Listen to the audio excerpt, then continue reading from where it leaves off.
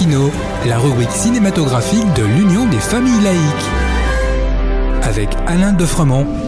Bonjour, vous êtes bien à l'écoute de Laïkino avec Frédéric, votre serviteur, et Alain pour la chronique cinématographique de l'UFAL. Bonjour Alain. Bonjour à tous, bonjour Frédéric. Aujourd'hui, tout nous plonge dans la nuit au cinéma. Il est en effet curieux qu'alors que le cinéma est lumière, la nuit y tienne une telle importance. Mais la puissance évocatrice de la nuit, moment où l'on se perd, a inspiré de nombreux cinéastes.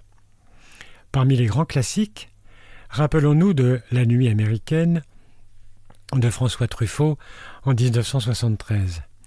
Véritable film dans le film, le véritable personnage du film est le cinéma lui-même, avec un hommage aux techniques du cinéma qui consiste à tourner des scènes nocturnes en plein jour par le biais d'un filtre.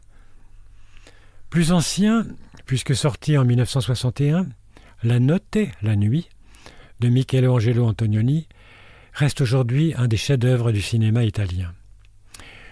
Puis il y eut La Nuit des morts vivants, film d'horreur qui fait référence aujourd'hui, La Nuit des masques, le grand classique d'épouvante de John Carpenter dont je vous reparlerai prochainement.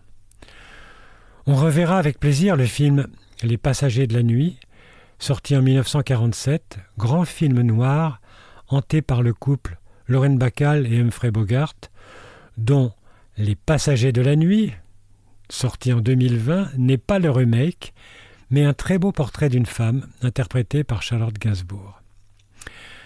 Nous voilà ainsi dans le plus récent, avec un étrange film d'animation du maître français Michel Oslo, Les Contes de la nuit, véritable ode au cinéma où, un soir de Noël, la nuit tombe sur une ville illuminée.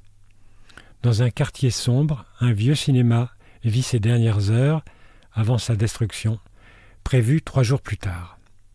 En y pénétrant, 2 jeunes gens découvrent un lieu magique. Un grand coup de cœur aussi pour La Nuit du 12 du français Dominique Moll, drame passionnant sur un sujet de société très actuel.